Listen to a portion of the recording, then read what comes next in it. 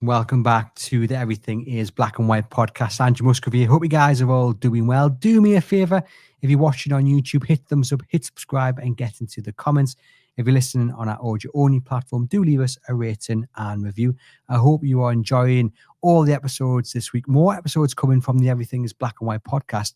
Then Alexander Isak has goals for Liverpool. And that's exactly who we're going to talk about in this additional episode. And yes, I can already hear some of you screaming at me. Why do you want to talk about Alexander Isak? He's no longer a Newcastle United player. Can't we just forget him? And I have done. Really, I've been reasonably quiet over the last few months about Alexander Isak. His Arne Slot, Liverpool manager, has wheeled out nearly every single excuse about his poor form and fitness, and taking little digs at Newcastle United. And I've wanted to stay away from him. I don't want to talk about him. Like you say, he's part of the past. But Arne Slot's comments after Liverpool's Champions League victory over Frankfurt on Wednesday evening have brought me to a little bit of anger. If that was the Liverpool manager's sole aim to get this lowly podcast host up a height, then he has succeeded. I will play you the clip in the moment, and you can get into the comments and let me know if you think I'm overreacting, if I'm misinterpreting what Slot said, just your general thoughts. It is about the fact that he mentions a smaller club. More on that in a moment, because I think it's important just to set a little bit of background to this video. Wednesday night, Liverpool play Frankfurt. They win 5-1. So it's an important win for them. Their form across all competitions of late has been pretty dreadful, not what they're used to. So they needed a win, and they dominated after going behind. They bounced back, dominated the game, and were deserved winners.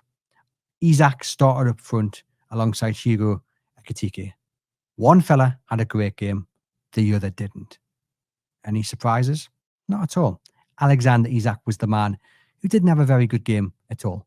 14 touches in the first half, and then he was substituted at half-time with a groin injury. And Slot then faced questions, probably as you'd expect, at full-time about why Isak was taken off. And that led him down his well-trodden path of sly little digs, I feel, at Newcastle United, and the fact that Alexander Isak didn't have a pre-season. Why didn't he have a pre-season? Well, he went on strike. It's not that difficult to understand. He didn't have a pre-season because of his own actions. We'll get into that in a moment. Let me play the clip first and foremost, and then we'll get into the video in a little bit more detail. Obviously, he's missed pre-season. Is it possible for a player to catch up? If you've missed a whole pre-season, how long will it take? Could it take weeks, months to get him fully fit to where he needs to be? I don't think there's a rule that every single player has the same, but it also depends on what did he do when he didn't train with the team. What is the impact if you go to a new club as a big signing, so you cannot compare maybe a player that hasn't trained or played in pre-season at a smaller club than if you go to Liverpool. So there are many factors that you have to take into account, and there's not one thing if it's possible or not. I think we did exactly what was needed. We were really careful of him. Swedish national team in the first time as well, and they played him twice last time, which he could do. So not criticizing at all the Swedish national team, because we actually told them that he's ready to play twice. So it's a thin balance if you missed out on pre-season, and some march through it, and some unfortunately get injured again. So it's fair to say, just his tone, despite the fact they've won 5-1, by the way, that maybe suggests he's not looking favourably on this injury to Alexander Isak. And we know, despite his goal-scoring heroics, and there's no getting away from it, he was fantastic for Newcastle United, 23 goals last season in the Premier League. Really instrumental in that Carabao Cup victory, which, by the way, the smaller club, Newcastle United, beat Liverpool at Wembley. No getting away from the fact he's a brilliant goal scorer, and he was for Newcastle United. But we did see injuries. We did see him miss games. We did see games where he played and he was absolutely non-existent. Be interesting to see what comes of this groin tweak, and we'll wait and see. But yeah, the bit that really wound me up, you might have already guessed there. You cannot compare maybe a player that hasn't played in pre-season at a smaller club than if you go to Liverpool. What on earth does he mean by that? I take that as a little dig at Newcastle United, and I think it's totally unnecessary. That's just my opinion that it's a dig at Newcastle United. Let me know in the comments. But that's how I've taken it. Smaller club? Well, actually, I've got absolutely no arguments with Slot about that. Are Liverpool a bigger club? Yeah, of course they are. Trophies, history, money, global appeal, stars, expectations. They are a bigger club than Newcastle United. I am not disagreeing with that. But is that necessary when it comes to that answer about Alexander Isak and whether he can catch up having had no pre-season? Like, what is he suggesting? That because Liverpool have this history, have this tradition, because Liverpool won the Premier League trophy last season, that their pre-season will be more intense than any other club? What? Like, that just it doesn't make any sense what he's saying. Because Liverpool have this tradition, because it's Arne Slot, that Newcastle's pre-season isn't going to be as intense and as much as a workout. It's ludicrous, absolutely ludicrous. It doesn't matter which club you are, your pre-season will be as tough as the manager wants to make it. And under Eddie Howe, ladies and gents, there's no getting away from it. If you are a player working under Eddie Howe and Jason Tindall during pre-season, you are being put through your paces. And I am willing to bet it is one of the most intense pre-season programs across the entirety of European football, because that's what Eddie Howe does. He gets every last drop out of these players, and you've got to buy into it. And all the players at this football club do so. Absolutely ridiculous. But by the way, saying that, I'm not sitting here and saying it's any better than Liverpool's, because every club has their own program and own mold to it.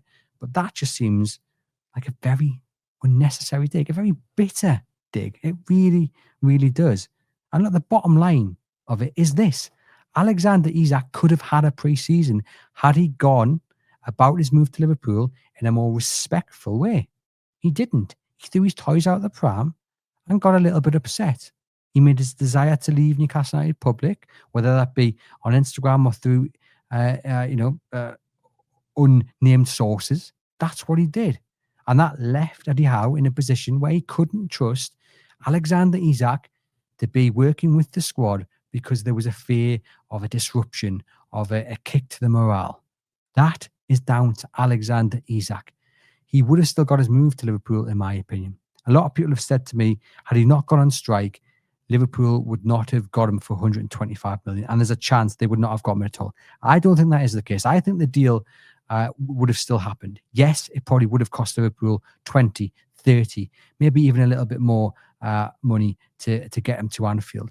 But I am willing to bet that if you ask Arne Slot what he would prefer right now, to pay an extra £30 million and have an Alexander Isak fit and firing after having a pre-season at Newcastle United, or pay 125, 130 million and waste the first 6 months of his career at Liverpool, which one would he pick? I know which one I would pick, and I'm willing to bet he'd pick paying a little bit more if Alexander Isak had had a pre-season.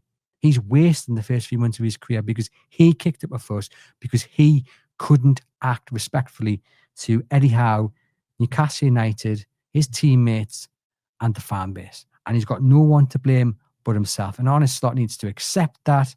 He needs to move on from what happened in the summer. And look, get down to working with Alexander Isak. You know, you've decided to play him in quick succession. It's backfired. That's on you. It's not on Newcastle United. That is on Liverpool, Arne Slot, and Alexander Isak. And just to go back to the fact, you know, smaller club. Well, that smaller club humbled Liverpool, didn't it? In that Wembley final, in that Carabao Cup triumph. Dominated Liverpool, played them off the park, deserved winners. And even up here at St James's Park, Liverpool, as they tend to do, breaking hearts at the death against Newcastle United. But Newcastle were fantastic, even with 10 men. Just imagine what it would have been like if it was 11 versus 11. Slot's under a little bit of pressure, I think. Not in terms of his job, but right now Liverpool are going through a transition period. New players brought in. You know, last season it was Klopp's team, and Slot did a very good job in winning the Premier League with it. But, you know, he largely had the platform there to go with. He's trying to do it in his own way this time around. It's not quite going to plan. And, of course, a big part of that would have been Alexander Isak fit and firing. But he's not. He's got to deal with that. But stop having little ticks at Newcastle United. It's down to Isak, solely down to Isak. You look at Mark Gay, I know he didn't get his move from Crystal Palace, ironically enough, to Liverpool, but the ultimate professional. He's just got on with it. He trained, he kept himself fit, And had he moved to Liverpool, he would have hit the ground running. That's the way to do it. And look, if you're a Liverpool fan and you come across this, and you'll probably hold up the example of Johan Wissa and, how him and Isak weren't too dissimilar. Yeah, I accept that. Wasn't impressed with Wissa at all. And look, ironically enough, we're suffering from it as well, Newcastle United, because he's broken down with injury. Hopefully we'll see him sooner rather than later. But look, he's going to have the same issues. He's going to have to build back up to match fitness. Even when he's declared fit, it won't happen overnight. And that's something that Newcastle United and Eddie Howe have just got to live with. And Wissa as well, got to accept it. It's no one's fault. It's not Brentford's fault. It's Johan Wissa's fault. Just like this is Alexander Isak's fault. And just a little bit sick of Arne Slot, to be honest. And you look at the move itself, some questions now to whether it was the right one for Liverpool. Was it Liverpool just trying to save face, having made their desire to sign Isak public and being rejected by Newcastle? They couldn't be told by Newcastle what to do, so they must get their man in the end, and they did do.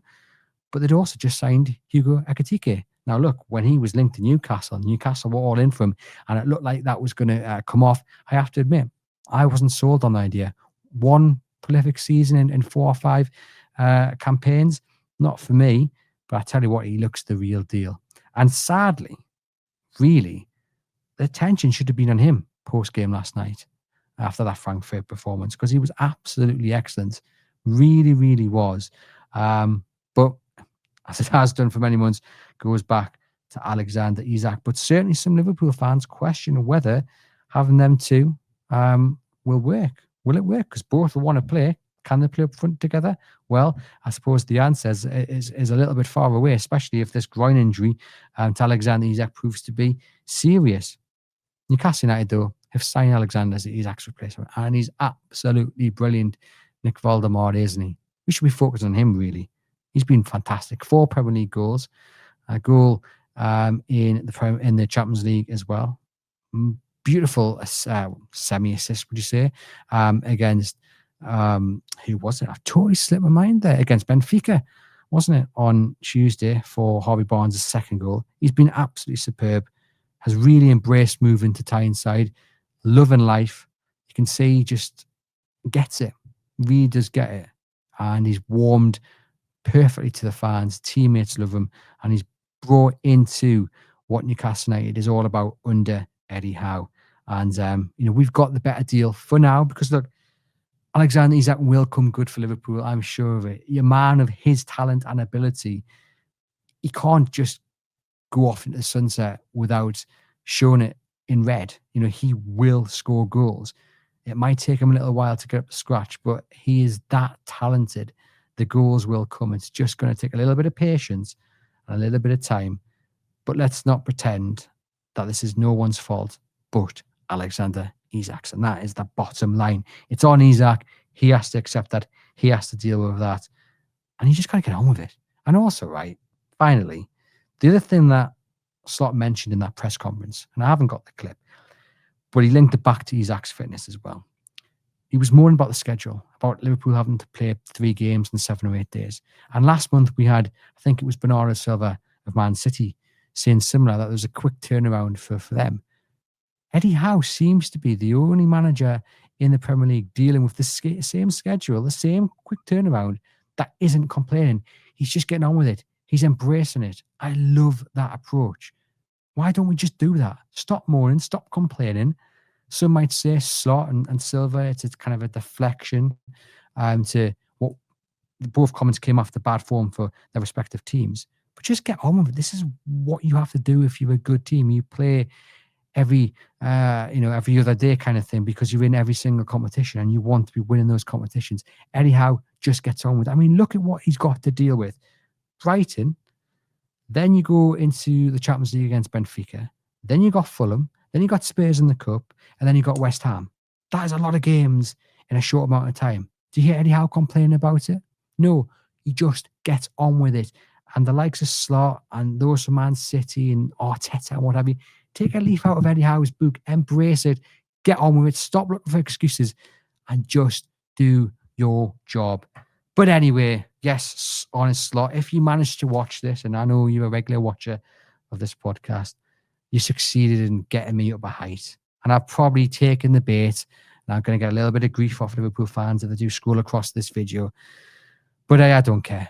Newcastle United, a smaller club than Liverpool, undoubtedly. But just stop with the little digs. No one's fault but Alexander Isak that he's in this position. Get over it. This has been Everything is Black and White podcast. Hit thumbs up, hit subscribe, get into the comments, and I'll see you guys very soon.